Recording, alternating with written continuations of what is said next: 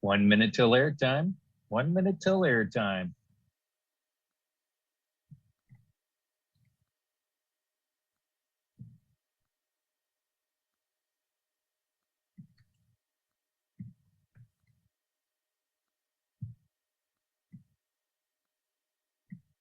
Mr. Mayor, we do have Joan Pelletier from Dementia Inclusive, Inc.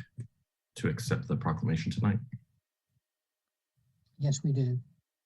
All right, title sequence is going to begin now.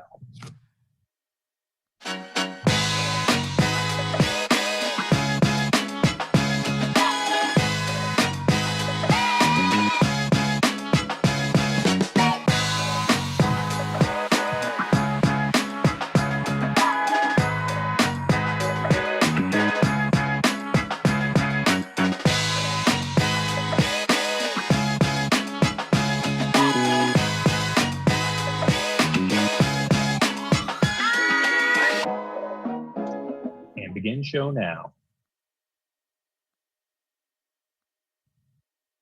Good evening. I want to call this meeting of the Durham City Council to order at 7 o'clock on Monday night, September the 20th, 2021. And I certainly want to welcome all of my colleagues here tonight, our staff, members of the public, and all those who are watching this meeting in some form or another. And just want to say how glad that we are to have you with us tonight. Madam Clerk, will you please call the roll?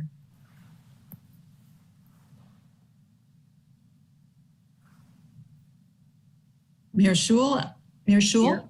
Here. Mayor Pro Tem Johnson? Here. Councilmember Caballero? Here. Councilmember Freelon? Here. Councilmember Freeman? Present. Councilmember Middleton? I'm here. Councilmember Reese? Here. Thank you. Thank you very much, Madam Clerk. Colleagues, we'll begin tonight. I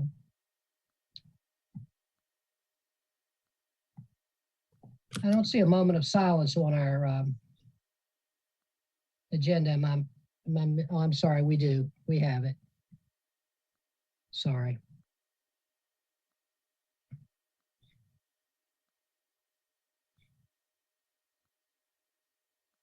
Somehow I went over to my work session agenda momentarily, and I'm sorry. Colleagues, we've had a terrible couple of days in Durham. We've had 3 homicides, terrible, terrible events, tragic events. And these are events that are unacceptable in our city. This gun violence that is ravaging our city must stop, and we need to do everything we can to stop it. But even as we do that, we remember those who lost their lives in this terrible gun violence, and their families and their friends, and our hearts go out to them. And we think of all of the victims of these shootings, not only those people who were themselves killed in these terrible incidents, but all the people that loved them. We also had another tragedy in the city this week where we lost one of our members of our fire department, fire driver Jeremy Clem, who succumbed to COVID-19 after a long battle. A member of our City of Durham family, and we remember him. Our hearts go out to his family, to the members of our fire department, his brothers and sisters in the fire department who have worked with him over the years, over the 15 years that he has been with us. And we want to say on behalf of the city that we are grieving with his family and friends. So colleagues, with that in mind, please join me now in a moment of silence.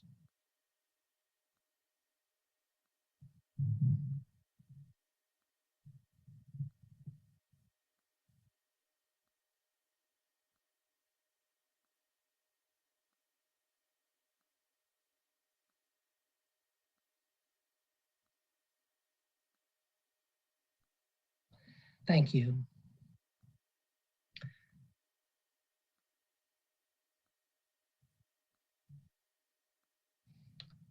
Councilmember Reese, can you please lead us in the pledge to the flag? I will, Mr. Mayor. Good evening, colleagues, city staff, and everyone watching the meeting virtually. I will now recite the Pledge of Allegiance.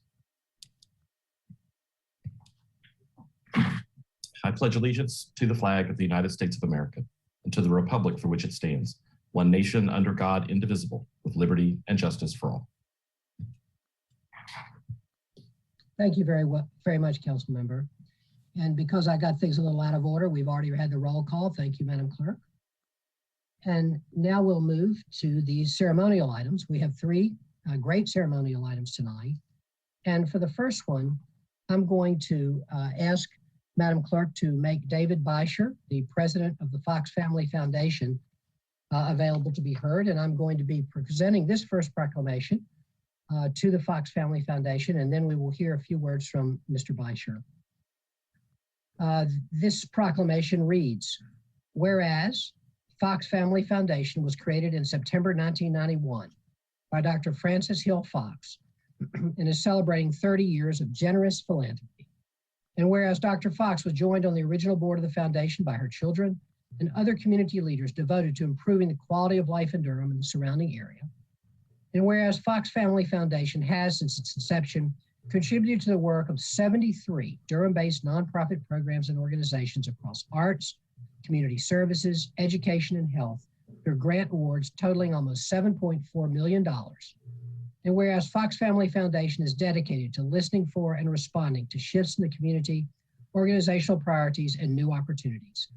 Now, therefore, I, Stephen M. Schewel, Mayor of the City of Durham, North Carolina, do hereby proclaim the week of September 27, 2021 as Fox Family Foundation 30th Anniversary Week in Durham, and do hereby commend Fox Family Foundation's commitment to practical, carefully targeted philanthropy through its mission to support and engage with partners in making a positive difference in our community, and its continuing vision for a greater Durham where all people's lives are enriched and improved. Witness my hand, this is the 20th day of September 2021.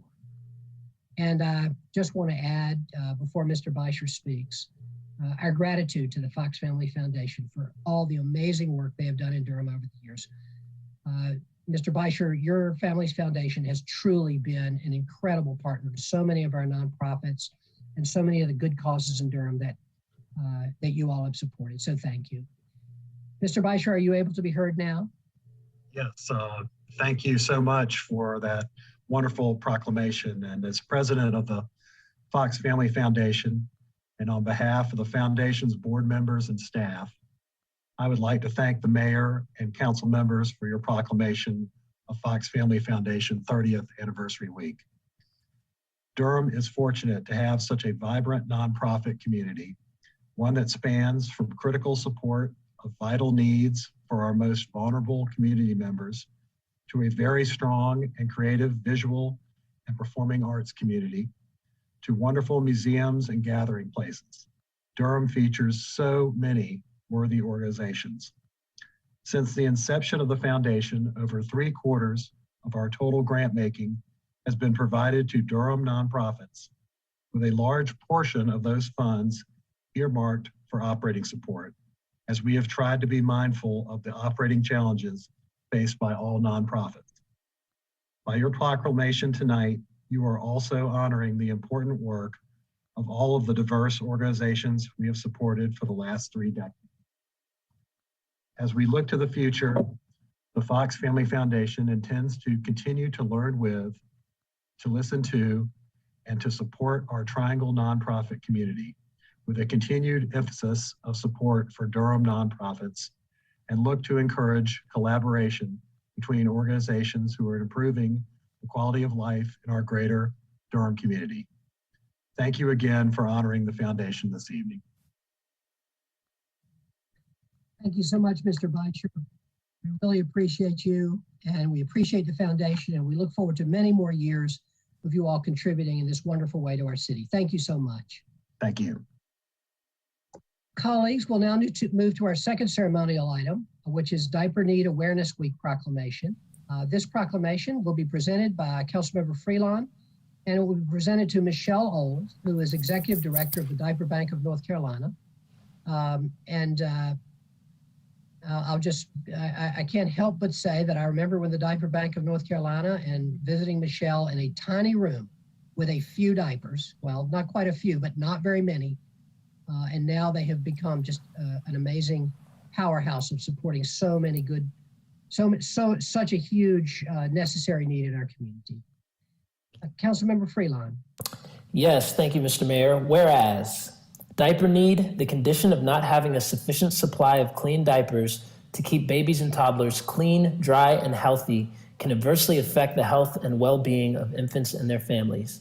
And whereas national surveys and research studies report that 1 in 3 families struggle with diaper need and 48% of families delay changing a diaper in order to extend their supply. And whereas the people of Durham recognize that diaper need is a public health issue, and addressing diaper need can lead to economic opportunity for families in the community and improved health for children, thus ensuring all people have access to basic necessities. And whereas Durham is the proud home to the trusted community-based organizations, including Diaper Bank of North Carolina, that recognize the importance of diapers in ensuring health and providing economic stability to families. Now, therefore, I, Stephen Schewel, the mayor of Durham, North Carolina, do hereby proclaim the week of September 27th through October 3rd, 2021 as Diaper Need Awareness Week in Durham, and hereby thank the aforementioned diaper banks for their service and encourage the residents of Durham to donate to diaper banks and organizations distributing diapers so that all of Durham's children and families can thrive and reach their full potential. Witness my hand on this 20th day of September 2021, Stephen M. Schewel.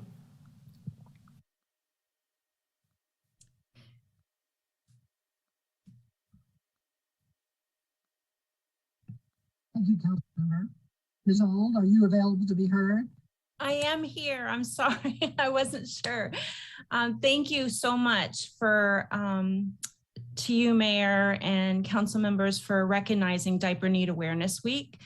I started the Diaper Bank in 2013 from my kitchen table here in Durham. We now distribute over 4 million diapers statewide.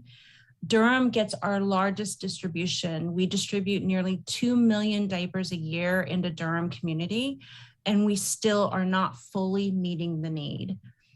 We have seen a 400% increase in requests for diapers in Durham since the beginning of the pandemic. And it is something that we are proud that we continue to meet the need, but there is still so much work to be done. 1 in 3 families experience diaper need. There's no assistance for diapers. WIC and food stamps do not cover them, and they cost up to $100 a month. There's a lot of talk about food insecurity in our community, which is so important, but it's also important to know that 100% of the time, if a family is struggling for diapers, then they're struggling for these, I'm struggling for food, then they're struggling for these needs like diapers, period products, and adult incontinence supplies. So we are very grateful to Durham for recognizing the need in the community and for your support.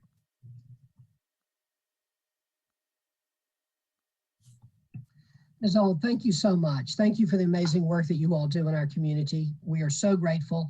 2 million diapers a year is just an incredible number. And it's just amazing what you're doing, and we're really grateful. Thank you, Councilmember Freelon, and thank you very much, Ms. Auld. Thank you for being here. And now we'll move to our 3rd ceremonial item, World Alzheimer's Dementia Awareness Day.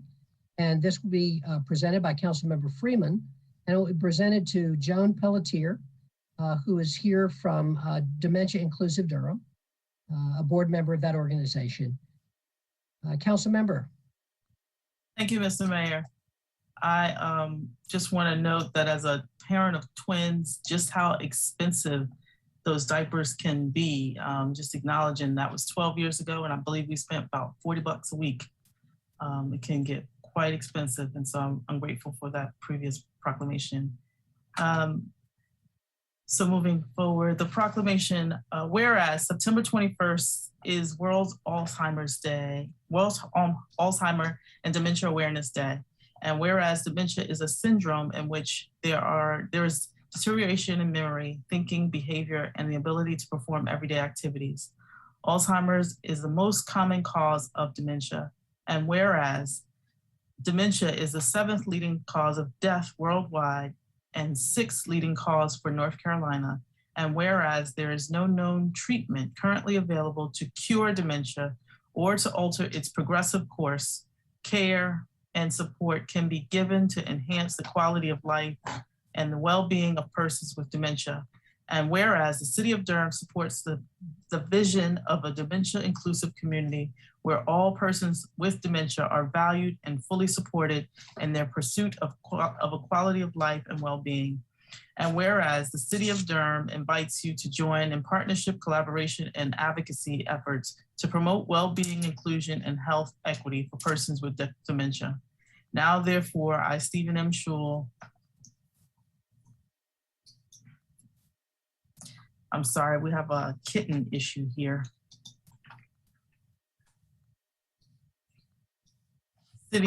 Mayor of the City of North Carolina do hereby proclaim September 21st, 2021 as World Alzheimer's and Dementia Awareness Day in Durham, and hereby commend this observance and urge everyone to join with a Dementia Inclusive Inc. Really? To honor, Thank you, Council Member. to honor the older adults with dementia on September 21st and throughout the year. Witness my hand, the corporate seal of the City of Durham, this 20th day of September 2021. Thank you. Yeah. Thank you, Council Member. There's been a request to see the kitten. Let everyone, can you bring it back now so everyone can see who's been climbing all over the keyboard, knocking the lights over? She's hiding. Okay. Wait, hold on. You might get a good glimpse. All right. Yes. There we go. Hello, Nico. Say hello. You just never know what's gonna enter into the public policy debate at the Durham City Council. Yes. Council Member, thank you very much. Yes. And thank you for that important proclamation. Ms. Pelletier, are you with us and can you be heard? Yes, I am, Mr. Mayor. Thank Do you. you have a kitten? And from with one you? cat lover to another, thank you, Councilmember Freeman, excuse me, and other members of the council. On behalf of the approximately 6,000 Durham County residents who have Alzheimer's disease or other dementias and their remarkable informal and formal care partners, thank you for this proclamation of honor, community inclusion, and engagement. Few of us have not been impacted by this progressive disease. Well, I'm here today representing the board of directors of the new private nonprofit, Dementia Inclusive, Inc., whose mission it is to build a culture of well-being, inclusion, and health equity for persons living with dementia and their care partners. I believe I can also speak on behalf of the developers of the Master Aging Plan and other collaborative organizations in Durham that serve with dedication this vulnerable population. And those include the Durham Center for Senior Life, Meals on Wheels, the Duke Dementia Family Support Program, the Department of Social Services, long-term care facilities and home care agencies, the Triangle J Area Agency on Aging, and even the Nasher Museum of Art. They and others work to foster holistic well-being for those with dementia and see the person, not just the disease. Again, thank you for adding the City of Durham's voice to the expressed goal of a truly dementia-inclusive Durham. Ms. Pelletier, thank you so much. We appreciate your being here. We very much appreciate the work of this really important organization. Thank you. I also want to thank Councilmember Reese for introducing that resolution into our process tonight, and to thank Councilmember Freeman for presenting the proclamation. Thank you both. All right, colleagues, we will now move to announcements by members of the council. Councilmember Freeland. Thank you, Mr. Mayor. I just wanted to echo your comments and offer my condolences to the families of the victims of gun violence that have rocked our city over the past few days, as well as our beloved staff member who we lost to COVID-19. It was a reminder for me about the need for continued vigilance as we face the dual pandemics of violence in our communities and coronavirus. And, you know, when we got the alert from City Manager Page that North Carolina Central University's campus was on lockdown during the football game, I just thought about the thousands of fans and students who, you know, were trapped in that stadium, not knowing what was going on.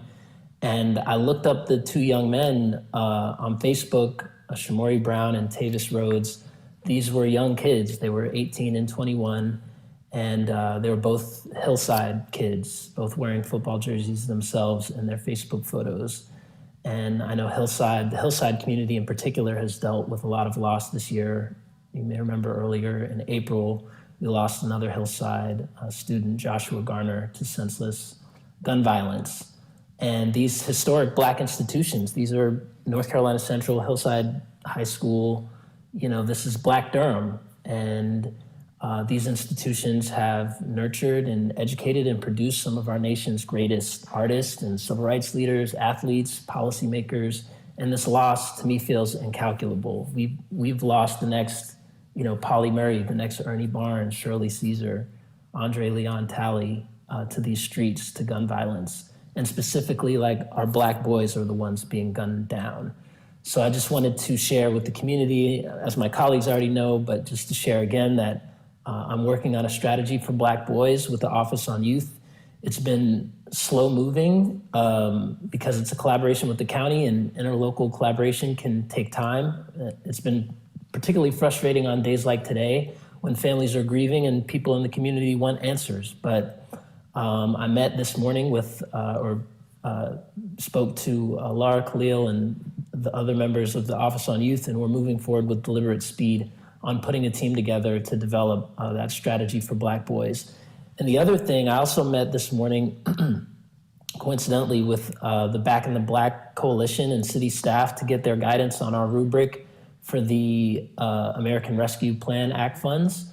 And I think there's a real opportunity, an unprecedented one in Durham's history, with this influx of $50 million plus, you know, to make an investment in Black Durham. And I just want to name that Black Durham is the space that needs this investment. And I see a direct correlation between the violence that we saw this weekend and have seen all the year and last year as well. You know, it didn't just come out of nowhere. We got an email from a brother, Minister Paul Scott, today, where he just broke it down. This violence is a ghost. It's the legacy of public policy decisions that have robbed Black folks of opportunities to participate in Durham's growth. When you have thriving Black neighborhoods and then bulldoze them to build a highway and move working class Black folks into housing projects as if they're disposable, that is a form of violence. And the violence of urban renewal, the current poor condition of our housing, public housing, the concentration of poverty, the lack of opportunity has trickled down to the steps of North Carolina Central and Hillside High School. And I think we have an opportunity with these American Rescue Plan funds to reverse course on some of this historic violence and injustice. And I'm looking forward to supporting proposals and reading them, learning more about them that revive and pour back into the Black community and Black resiliency. And not just charity, but economic investment in the Black communities. That's what we need to address violence in our community. We need youth programming, education, mental wellness, yes, but also Black wealth and Black power-based building.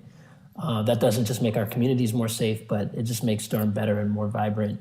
So that was on my heart to share today, Mr. Mayor.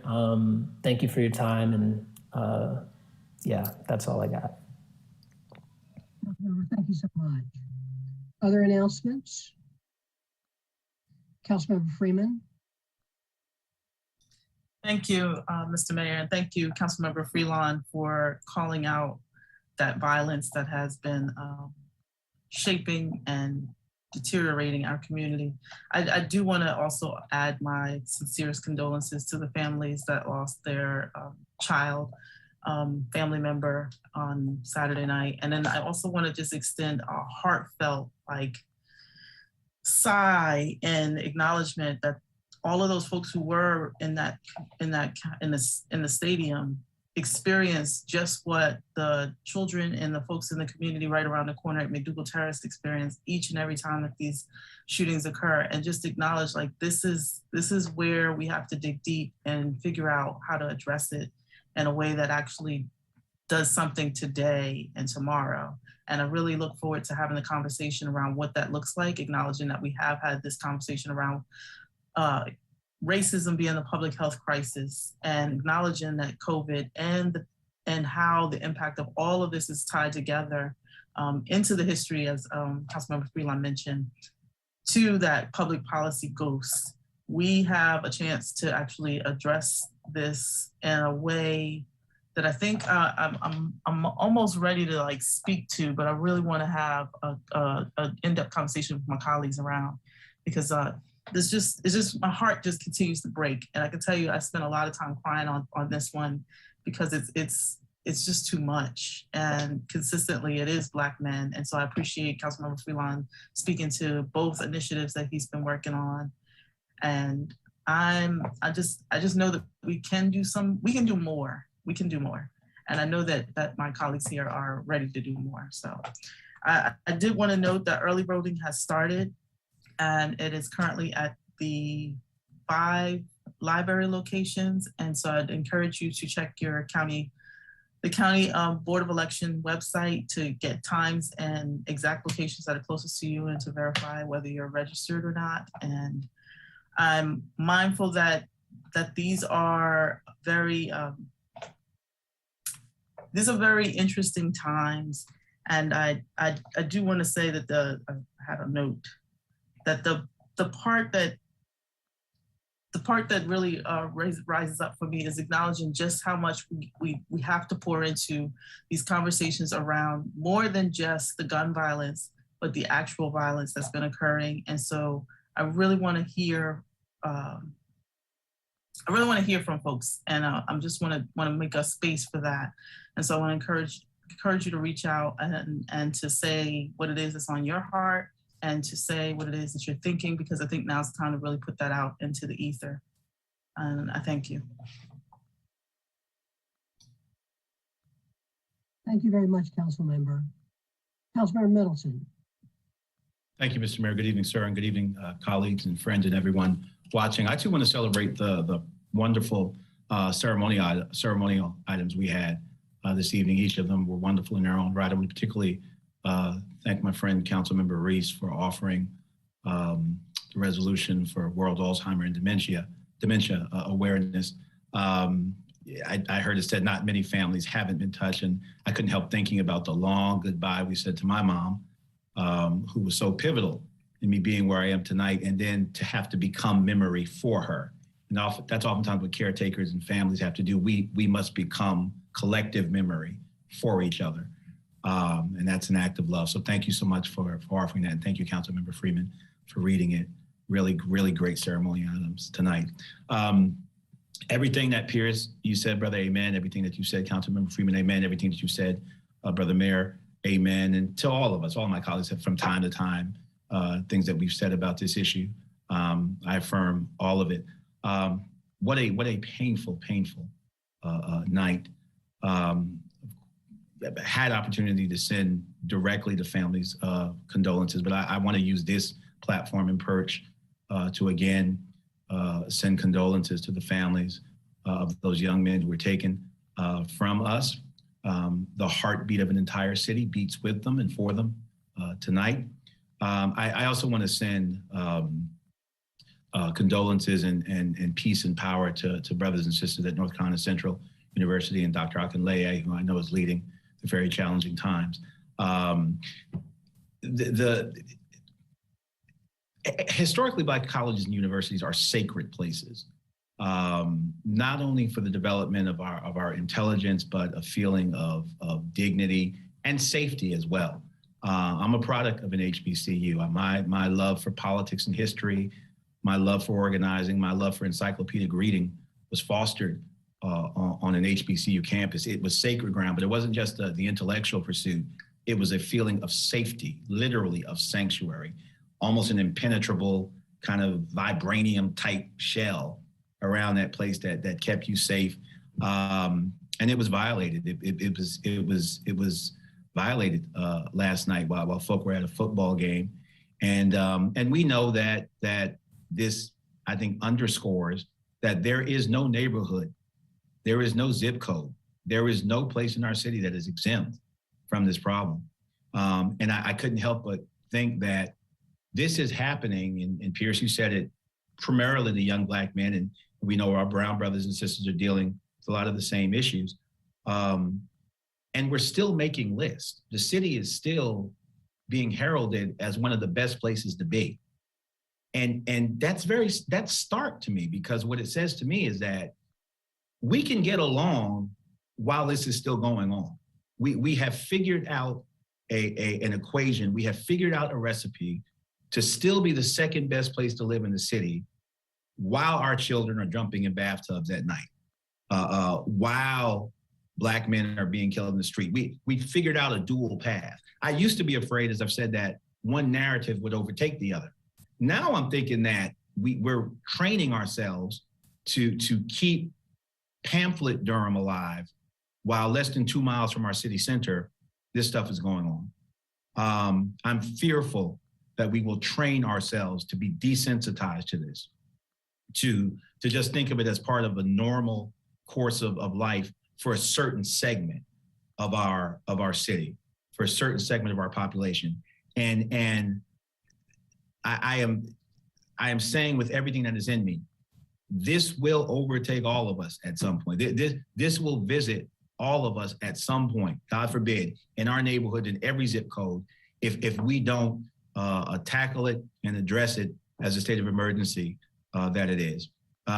Pierce, whatever you need on your agenda, your initiative, and I know some other brothers and sisters are talking about some other things we're going to be hearing about in a few days.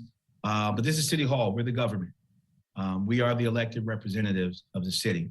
I'm asking this body, as my government, as my elected representatives, as my the folk who many I voted for on this screen, to do everything we can to add not only our moral authority, but our ingenuity, our creativity, our resources in partnership across this community to attack this issue strategically and tactically. At the root, yes, root cause, and at every area of entry to stop the blood flow and to dismiss this scourge. When COVID passes, and it will pass, when we're all vaccinated, there will still be Black kids jumping in bathtubs, brown kids jumping in bathtubs at night. That COVID will not pass. It'll still be here. And while the rest of us move on with our lives, we cannot forget those that are left behind and wallowing in this type of danger every night. As long as I have voice, in office, out of office, I don't care where I am, as long as I have voice, I will never shut up about this. I will never be quiet about it. I will never allow it to recede into the background of our public square, of our public discussion. It is an imminent threat to the well-being of our city. It is a clear and present danger, and it's happened again, and it'll probably happen again.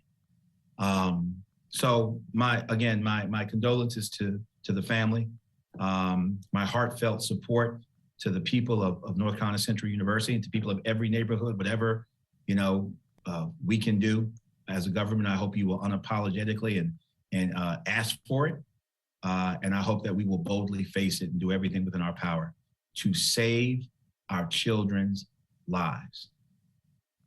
We're their government. If not us, who? Thank you, Mr. Mayor. Thank you very much, Council Member. Councilmember Caballero. Thank you. Good evening. I wanted to thank my colleagues for all their words, and especially Councilmember Middleton, what you just shared. I don't speak about it often. I think every single one of us on the screen have had intimate,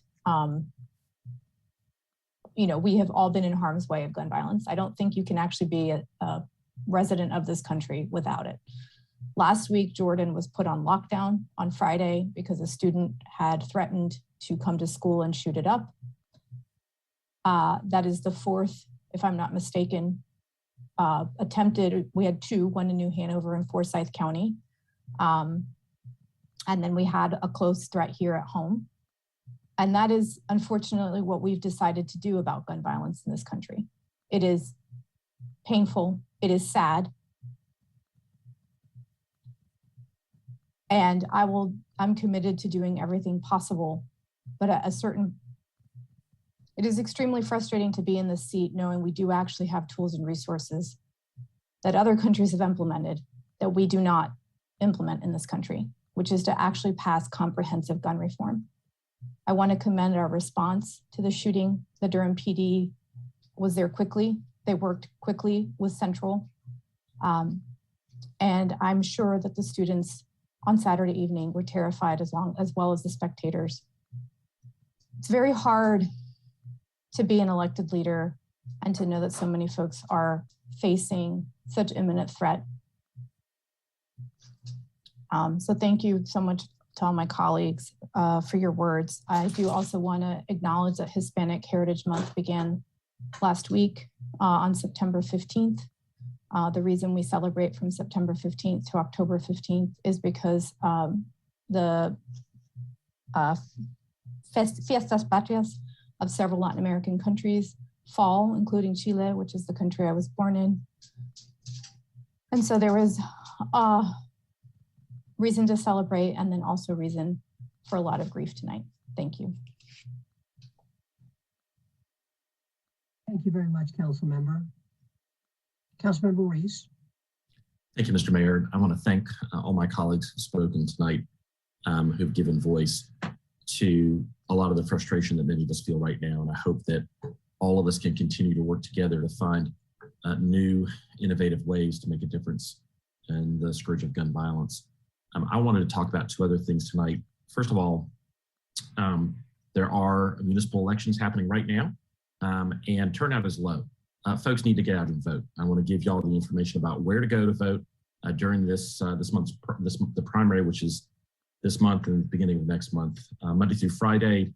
The hours are Monday through Friday, 8:30 a.m. to 6 p.m. This Saturday and this Sunday, Saturday is 8:30 to 1 p.m. Sunday is 12 to 4. And then the last Saturday of early voting, October 2nd, will be 8 a.m. to 3 p.m. If you're not registered to vote, you can vote same day and vote same day during early voting, but not on the primary day itself.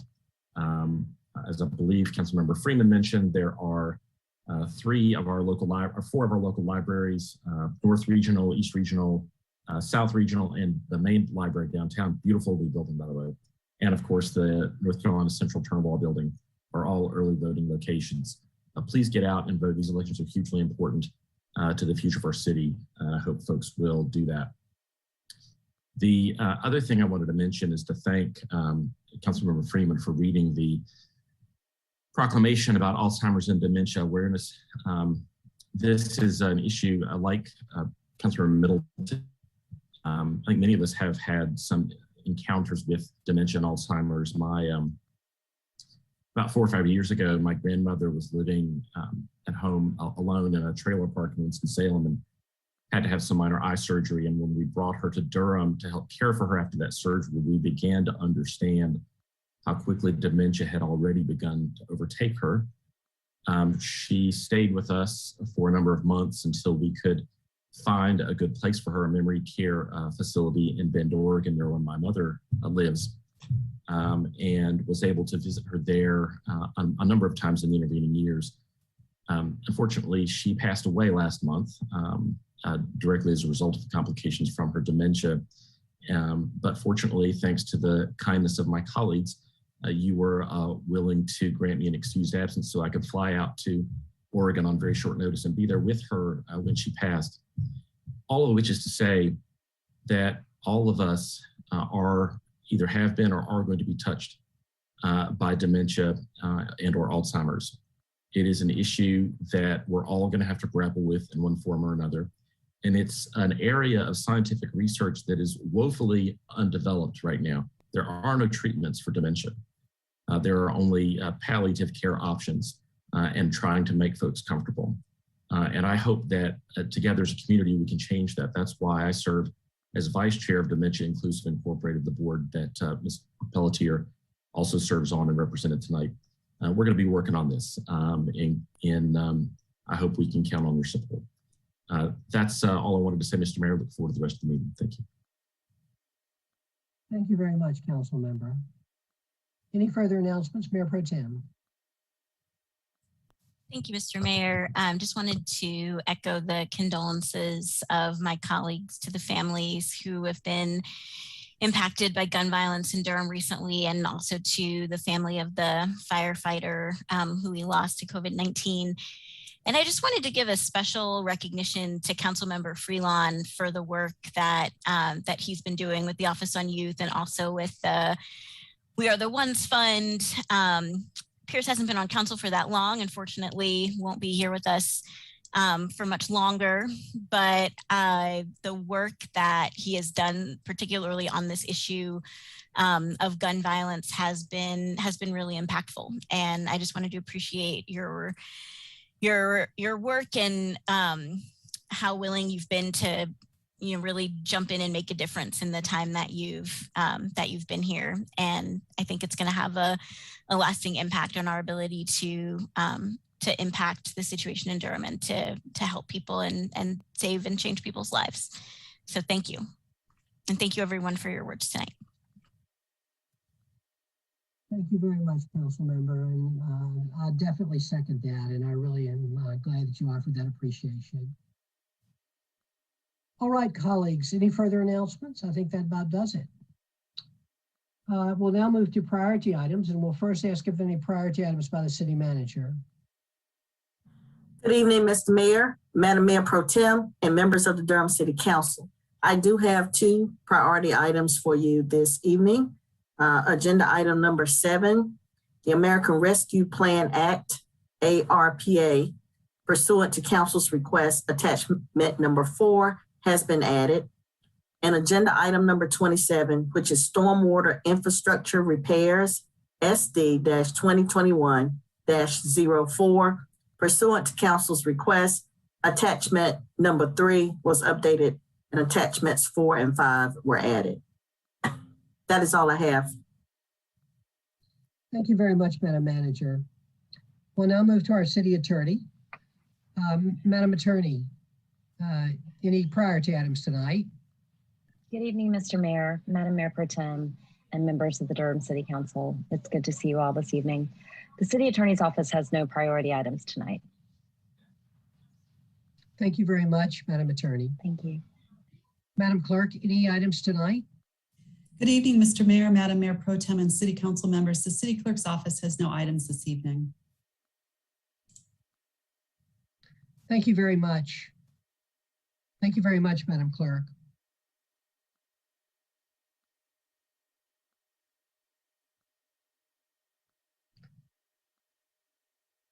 Colleagues, we will now move to our consent agenda.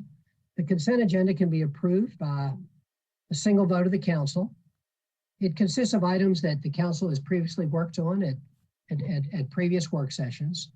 Items can be pulled from the consent agenda by members of the council or members of the public, and then will be heard at the end of the meeting. I will now read the consent agenda. Excuse me. Item 1, approval of city council minutes. Item 2, Durham Housing Authority Board of Commissioners appointment. Item 3, Housing Appeals Board appointment. Item 4, Mayor's Hispanic Latino Committee appointments. Item 5, Workforce Development Board appointments. Item 6, Police Body-worn Cameras Performance Audit dated June 2021. Item 7, American Rescue Plan Act, ARPA. Item 8, amending the bylaws of council adopted boards, committees, commissions, and task forces related to member compensation. Item 9, resolution in support of the Durham Digital Equity Plan. Item 10, boards, committees, commissions, and task force 2021 annual attendance reports. Item 11, excuse me, 4th Amendment to lease agreement with ATC East Commercial LLC for the Durham Performing Arts Center DPAC President's Club. Item 12, approval of a multifamily housing facility known as Crescent Drive Apartments and financing with multifamily housing revenue bonds. Item 13, approval of a multifamily housing facility known as 300 East Main and financing with multifamily housing revenue bonds. Item 14, approval of a multifamily housing facility known as JFK Towers and financing with multifamily housing revenue bonds. Item 15, amendment to the purchase contract with Gillig LLC for the purchase of 8 diesel buses. Item 16, amendment to the purchase contract with Gillig LLC for the purchase of 6 electric buses.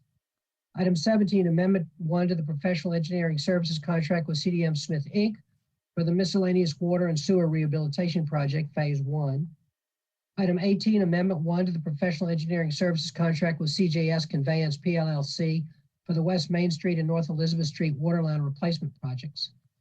Item 19, amendment 2 to the professional engineering services contract with Kimley Horn and Associates Inc. for the Lakewood Avenue Sewer and NC 54 waterline replacement projects. Item 20, July 2021 bid report. Item 21, design build services contract with Samet Corporation for Lion Park. Item 22, donation of 12 vacant parcels by the Association for the Preservation of the Inner River Valley Incorporated. Item 23, lease extension with Duke University and Duke University Health System for the Emergency Communications 911 Backup Center. Item 24, proposed sale of property located at 1310 Stadium Drive, PID number 128431 to Larry C. Smith and Tammy B. Smith. Item 26, 2021 National Police Athletic League Mentoring Initiative Grant Project Ordinance. Item 27, Stormwater Infrastructure Repairs, SD 2021-04. Item 28, Amendment number 7 to Service Contract number 5-270-02 with Central Carolina Holdings, LLC. Those are the items on the consent agenda, and I will now accept a motion for their approval. So moved. Second. Moved by Councilmember Freeland, seconded by Councilmember Middleton, that we approve the consent agenda. Madam Clerk, please call the roll. Mayor Schul, Aye. Mayor Pro Tem Johnson, Aye. Councilmember Caballero, Aye. Councilmember Freeland, Aye. Councilmember Freeman, Aye. Councilmember Middleton, I vote aye. Councilmember Reese. Aye. Thank you. Thank you, Madam Clerk. The ayes have it. The motion passes unanimously.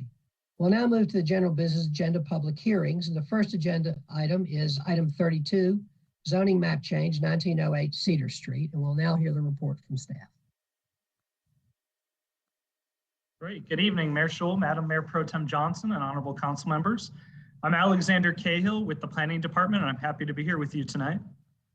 First, I do want to state for the record that all Planning Department hearing items have been advertised and noticed in accordance with state and local law, and affidavits of all these notices are on file in the Planning Department.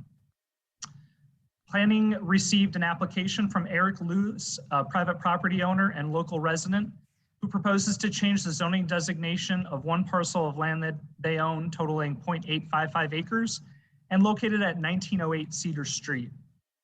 The current zoning is residential suburban 20, and Mr. Lewis is proposing to change this designation to residential urban 5. The property is currently designated medium density residential on the future land use map, as seen in attachment 4. The proposed residential urban 5 zoning would be consistent with the designated future land use if it approved tonight. The applicant is seeking to divide the property into 2 lots. The existing residential suburban zoning lot size and setback requirements would not allow the applicant to subdivide the lot in order to construct another residence. The zoning map change request to the residential urban 5 district would allow for the construction of another single-family residence after the property is subdivided. Since the agenda items were noticed and published, staff did receive 2 additional emails, one from a neighbor adjacent to the property owner and one from a neighbor directly across the street, both in support of the proposal. As a reminder, 2 motions are required for this application this evening. The first is to adopt an ordinance, and the second is to approve the consistency statement.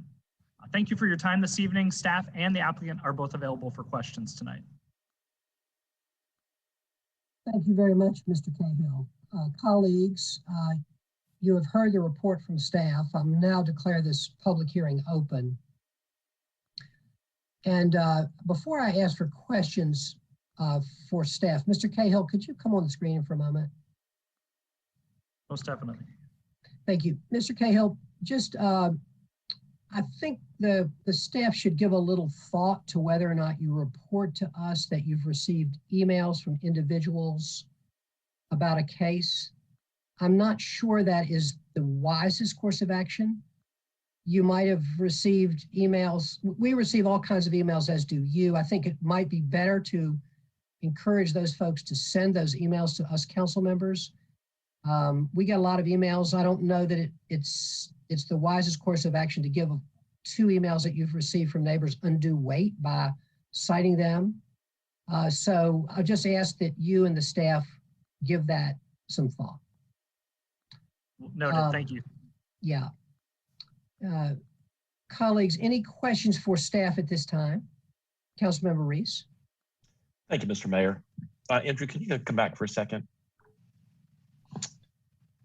Sorry, Alex, I don't know why I said Andrew, it makes no sense. Why does this need to be approved by the council again? You gave us like half a sentence in there. Can you give me a little more color on why we have to be involved in this? It seems pretty minor. Yeah, that's a great question, and I will attempt to answer it. I'm sure Ms. Young has anything additional to add, she will. So per state statute, all zoning map changes do need to be heard through a public hearing by the city council. Even when it is a small acreage for a single lot, such as this case, it does have to be heard by the city council at this time. I do believe that staff has been looking at ways to see if there's other ways to get through this process. We understand the burden that can be put on a homeowner or individual resident by going through this process, both in terms of time and finances. But as such, as of now, our understanding is that it does need to be heard by the city council, and that is why, even if it seems small in nature, even if the acreage seems small, it is how the process has to go, unfortunately, per state statute. And there's no provision that would allow for subdivision without coming to the city council? There is for subdivision. Unfortunately, the size of these lots doesn't allow for it to be subdivided. It would create a non-conforming lot that would not be buildable. And that's why the zoning ordinance has to be changed. Okay, thanks, appreciate it. I'll just add to that, and I appreciated Councilmember Reese's question, and I think that having our staff look at that and think about, perhaps there will be times when it is sensible to create that non-conforming lot to build on, but I know our staff could give that some consideration. Other questions for staff at this point, colleagues? All right, seeing none, I'm going to ask if there are others who would like to be heard on this item. Is there anyone else that would like to be heard on this item tonight? If so, could you please raise your virtual hand?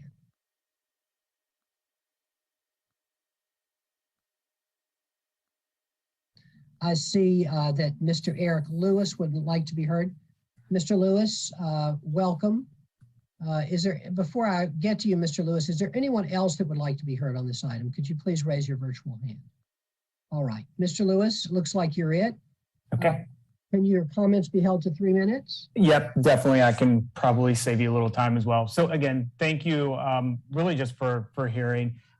As Alexander actually mentioned, current desires. I am a Durham resident. I do reside at the property now, been born and raised here in Durham, excited about the growth that we're actually seeing in our great city.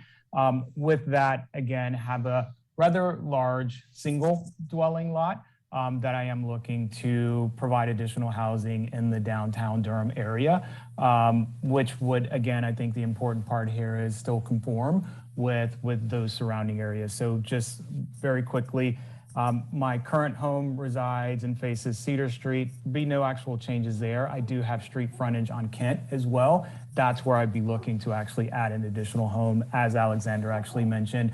Have talked to surrounding neighbors and in alignment to create another conforming lot that maps very similar to what's currently on Kent. So with that, I'll, knowing I'm the only one, I'll say thank you for the consideration, and I'm hoping it's a positive transition from to a RU5 designation. Thank you very much. Mr. Lewis, I appreciate it.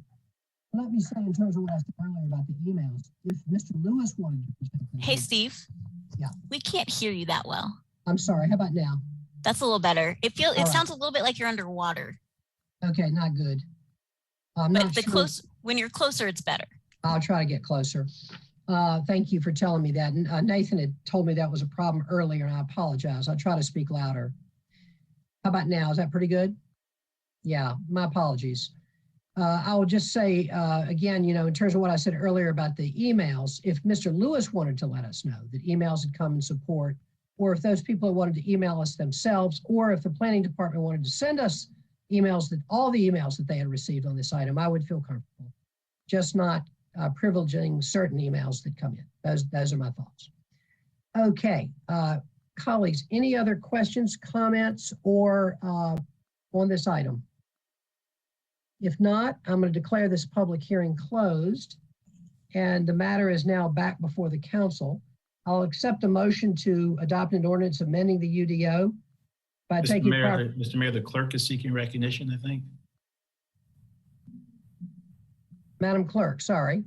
Yes, Mr. Mayor, we have a speaker under the attendees, James Shackelford. Okay, thank you, and thank you for spotting that. Mr. Shackelford, are you available to be heard? Mr. Shackelford, can you be heard? Can you unmute yourself, please? Thank you. You also have 3 minutes, Mr. Shackelford. Yes, and as a representative on the gentrifiedminds.org, I like to know that all these zonings that are taking place, when you're pushing people out as a necessary means to create space, building apartment buildings and things of sorts of that nature, we have to take into account that there's a lot of violence going on around the downtown area. And taking in consideration that in order to combat the violence, what we've got to do is bring back funding to not only the police department, but create community-based incentives where citizens, ordinary citizens like myself, can also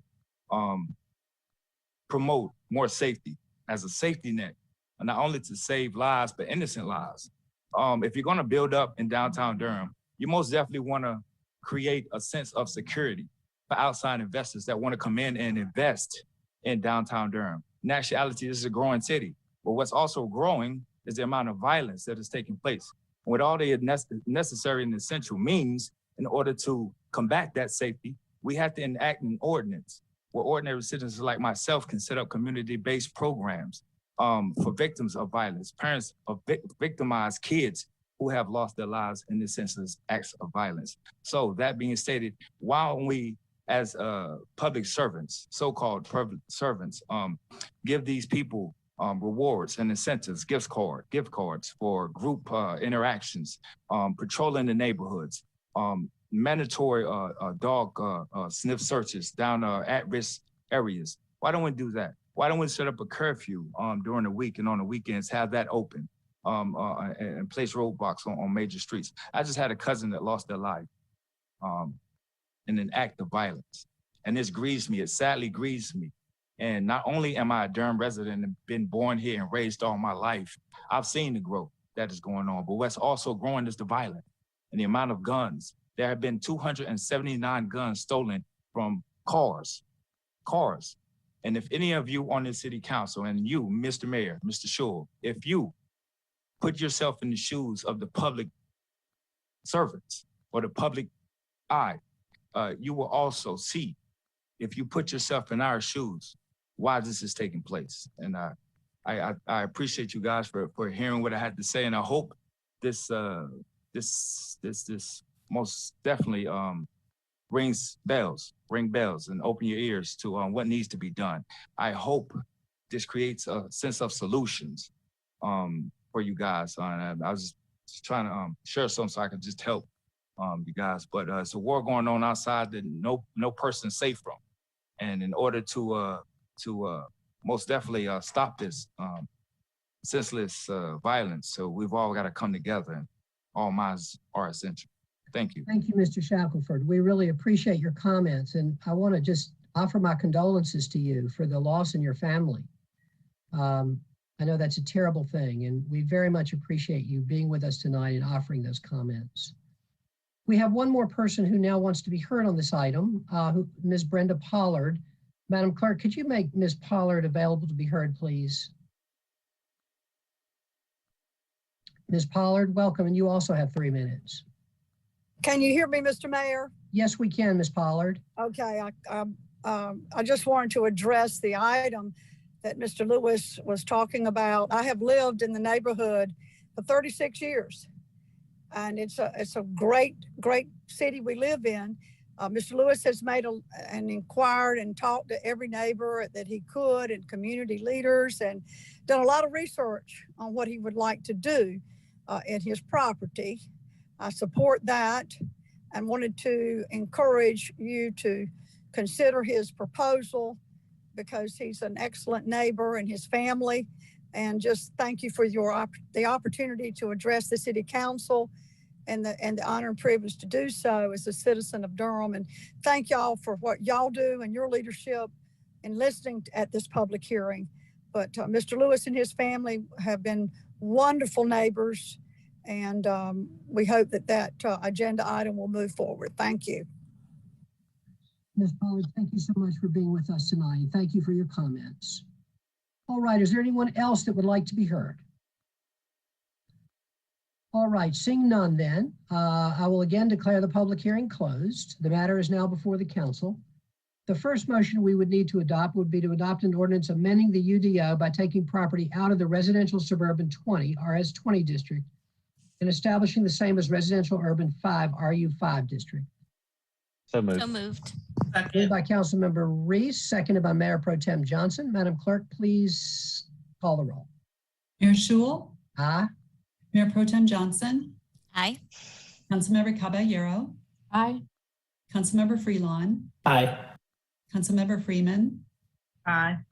Councilmember Middleton. I vote aye. Councilmember Reese. Aye. Thank you. Thank you, Madam Clerk. The ayes have it. The motion passes unanimously. We'll now move to the second motion to adopt a consistency statement as required by NCGS 160D-605. So moved. Moved by Councilmember Reese, seconded by Councilmember Freeman. Madam Clerk, will you please call the roll? Mayor Schul. Aye. Mayor Pro Tem Johnson. Aye. Councilmember Caballero. Aye. Councilmember Freelon. Aye. Councilmember Freeman. Aye. Councilmember Middleton. I vote aye. Councilmember Reese. Aye. Thank you.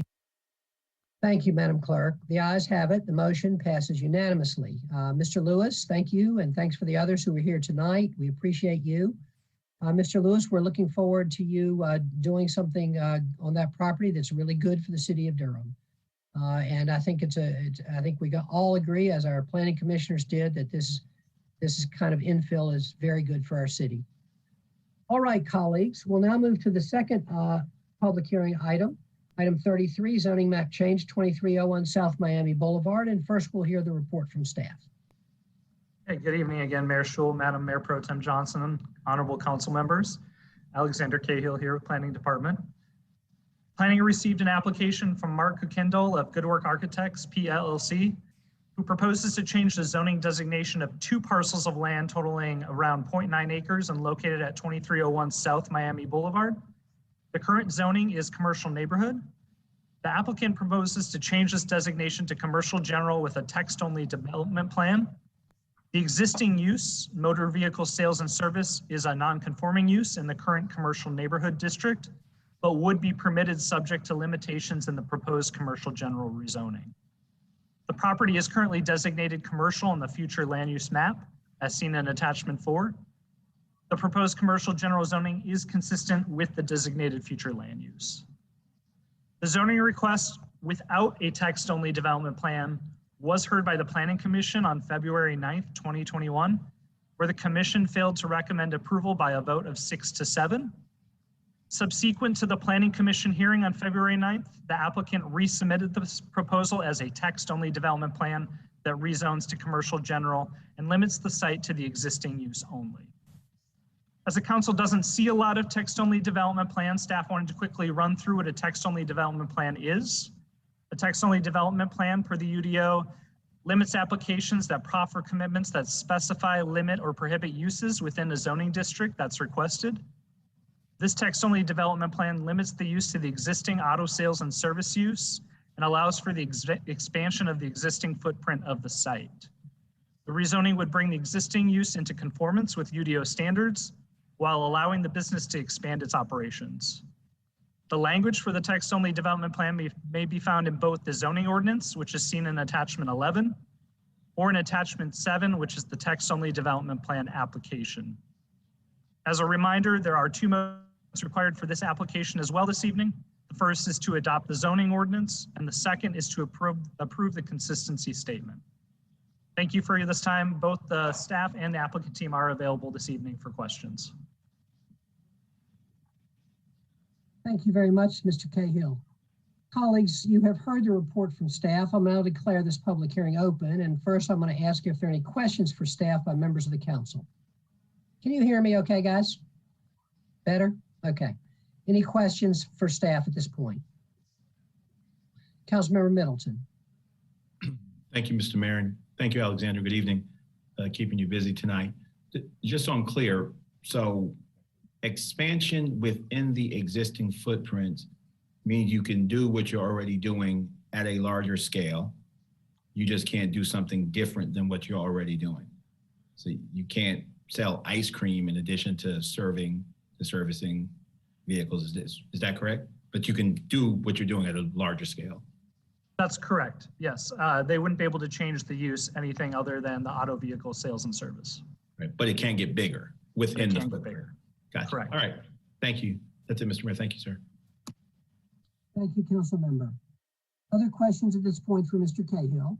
Councilmember Reese. Thank you, Mr. Mayor. Mr. Cahill, I'm just going to stick with Mr. Cahill. Said I'll get your first name wrong. Yeah, we'll stick with that. By and large, the written comments from the planning commissioners who voted against recommending this item to the council for approval were focused on their concern that without any kind of development plan, that the commercial general zoning would allow for a whole range of uses that they deemed might possibly be incompatible with the proximity of this lot to a residential neighborhood. Specifically with respect to that concern, does the text-only development plan that's been submitted since the Planning Commission's consideration address that specific concern?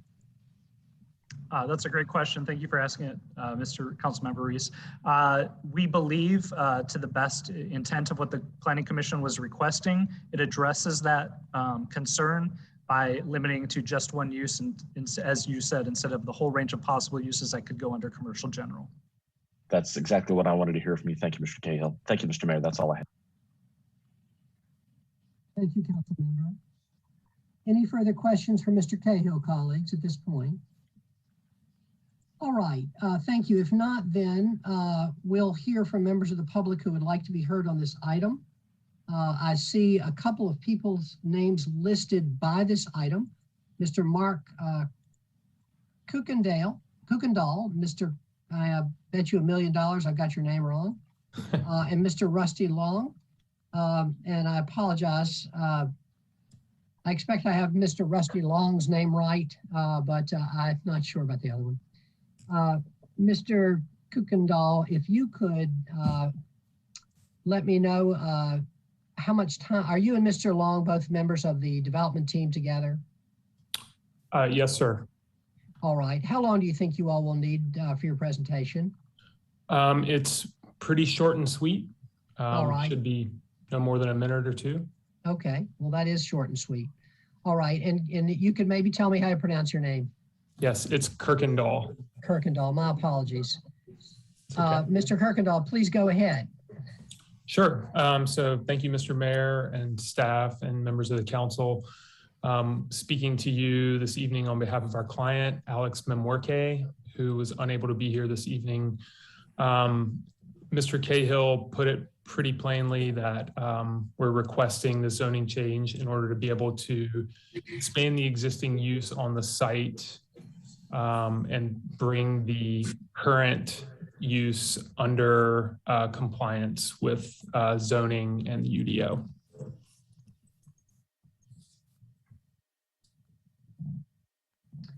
Thank you very much. Mr. Long, do you have anything to add, sir? I think Mark summed it up nicely. We're not looking to expand the uses on this site to alternatives. We're trying to find a way to help our client expand an existing business on their current location in Durham and maintain compliance with the new regulations in the meantime. Thank you very much, Mr. Long. Is there anyone else that would like to be heard on this item? Is there anyone else that would like to be heard on this item? All right. If not, then I will ask if there are any other questions or comments by members of the council. All right, then I'm going to declare this public hearing closed. The matter is back before the council. It requires two motions. The first will be to adopt an ordinance amending the UDO by taking property out of the commercial neighborhood CN district and establishing the same as Your commercial Honor, I believe general. our colleague, Councilmember Reese, and the clerk were seeking recognition, sir. Sorry. They both were, or either that or they're dancing. Oh, thank you, Madam Clerk. Did I miss you? Mr. Mayor, I was trying to get your attention for Councilmember Reese. Oh, thank you. Clearly that was necessary. Councilmember Reese. Thank you, Mr. Mayor. I just wanted to mention briefly that had the text-only development plan not been added to this proposal subsequent to the Planning Commission, I may very well have voted against it. I thought Commissioner Miller's remarks, as they often are, were pretty persuasive. But this is exactly the reason, exactly the kind of case that we have the possibility for this text-only development plan so that a small project like this can go forward without the 5-figure expense of doing a whole development plan. So thank you to our staff and to the developer for putting this together. I'd be happy to support it. Thank you, Mr. Mayor. That's a great point. Kudos to our Planning Commission to helping us get to this, to the developer for doing it, and as Councilmember Reese said, to our staff for developing these text-only plans. They're really great. All right, I'll start again. Motion 1 to adopt an ordinance amending the UDO by taking property out of the commercial neighborhood CN district and establishing the same as commercial general with the text-only development plan CGD district. So moved. Second. Moved by Councilmember Caballero, seconded by Councilmember Reese. Madam Clerk, will you please call the roll?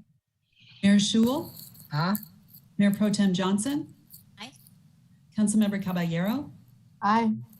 Councilmember Freelon? Aye. Councilmember Freeman? Aye. Councilmember Middleton? I vote aye. Councilmember Reese? Aye. Thank you. Thank you, Madam Clerk. The motion passes unanimously. We'll now move to motion 2, the consistency statement. So moved. Second. Moved by Councilmember Reese, seconded by Mayor Pro Tem Johnson. Madam Clerk, please call the roll. Mayor Schewel? Aye. Mayor Pro Tem Johnson? Aye. Councilmember Caballero? Aye. Councilmember Freelon? Aye. Councilmember Freeman? Aye. Councilmember Middleton? I vote aye. Councilmember Reese? Aye. Thank you. Thank you, Madam Clerk. The ayes have it. The motion passes unanimously. Mr. Kirkendall and Mr. Long, thank you for being here, and we hope that you and your client will put something on this property that Durham can be very proud of. Thank you so much. We'll now move to item 34, zoning map change for the wine outlet, and I will ask first for the report from staff. Good evening, Mayor Schewel, Madam Mayor Pro Tem Johnson, and City Council members. Danny Coulter here with the Planning Department tonight. This is a request for zoning map change that was received from Cliff Cradle Engineering Company, who is the applicant, representing Vijay Vadakuti of Zvasti Holding LLC, who is the owner, for 2 parcels of land totaling 1.22 acres and located at 4823 and 4827 Hobson Road. The site is presently zoned office and institutional, or OI, and commercial neighborhood with a development plan, CND, and is located within the compact neighborhood development tier. The applicant proposes a change of zoning designation to only commercial neighborhood with a development plan for retail sales and service use with a maximum floor area of 12,180 square feet.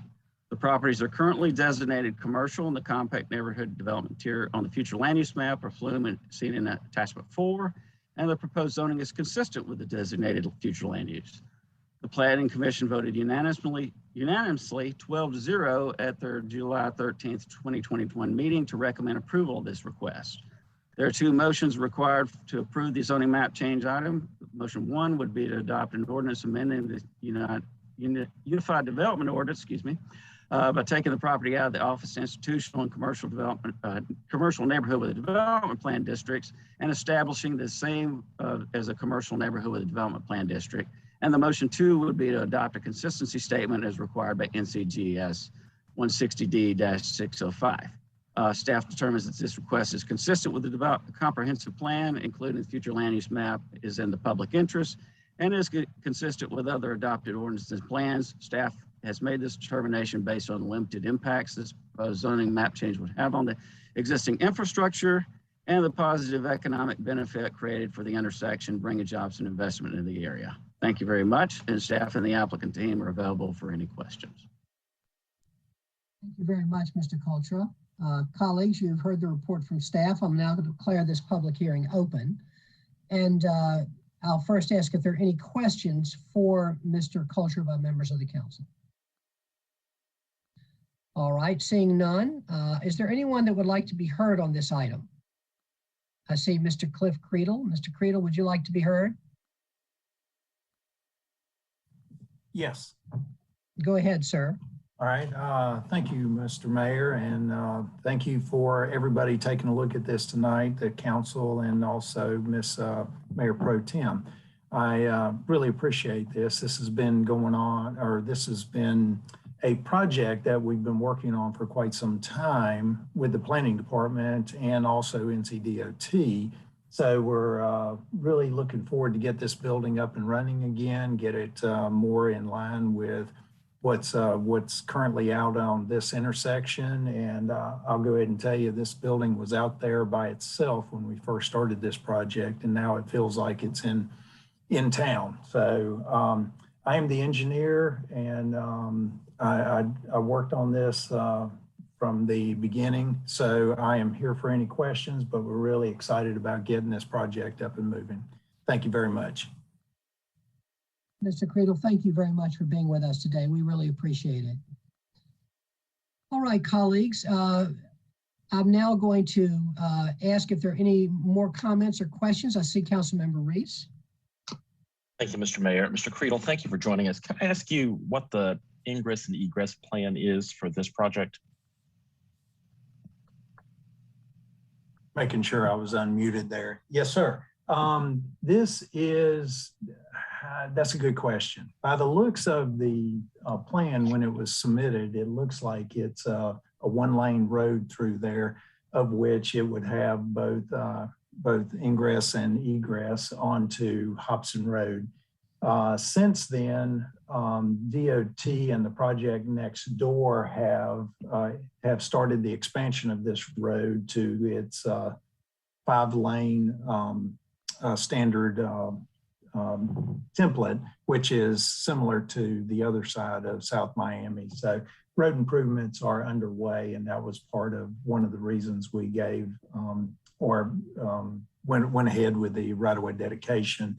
I want to say currently it will end up being right in, right out designation for this because there will be a median in front of us from basically the intersection of South Miami and Hobson all the way across the frontage of our site.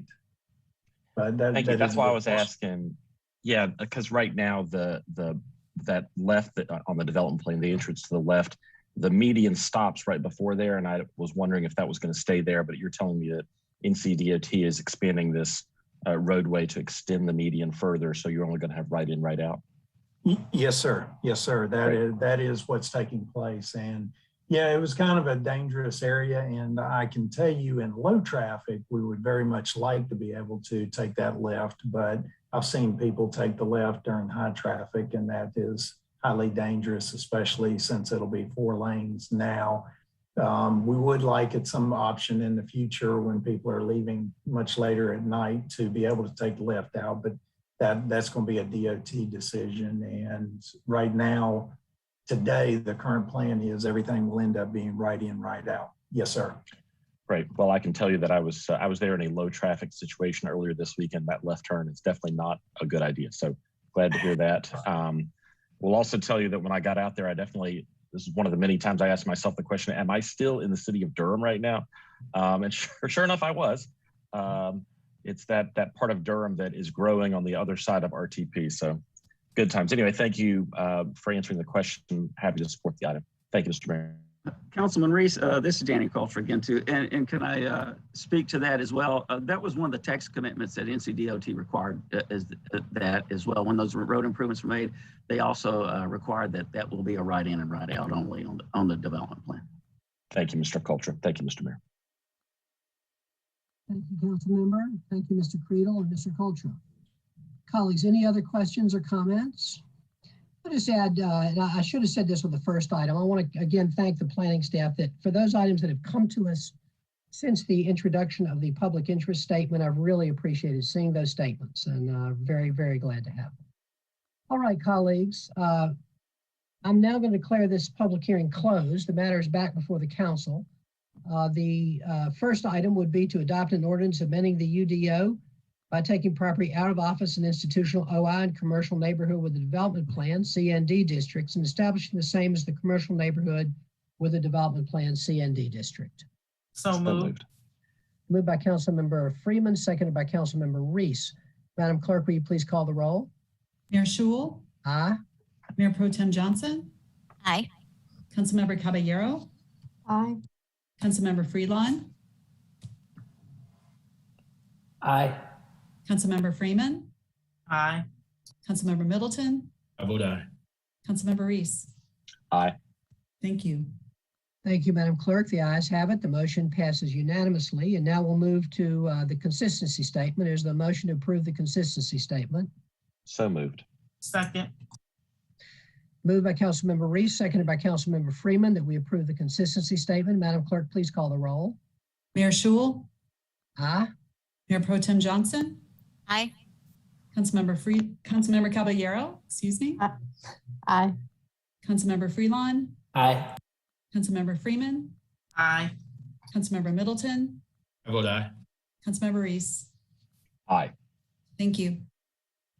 Thank you, Madam Clerk. The ayes have it. And the motion passes unanimously.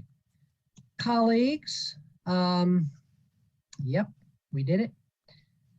We have no further business, and shockingly and happily, I'm going to say goodnight to all of you good people and all of our wonderful staff who are with us, and adjourn this meeting at 8:21 p.m. See you all at the work session on Thursday. Thank you, Mr. Mayor. This means I get to put my kids to bed, which is very exciting. So good. Appreciate it.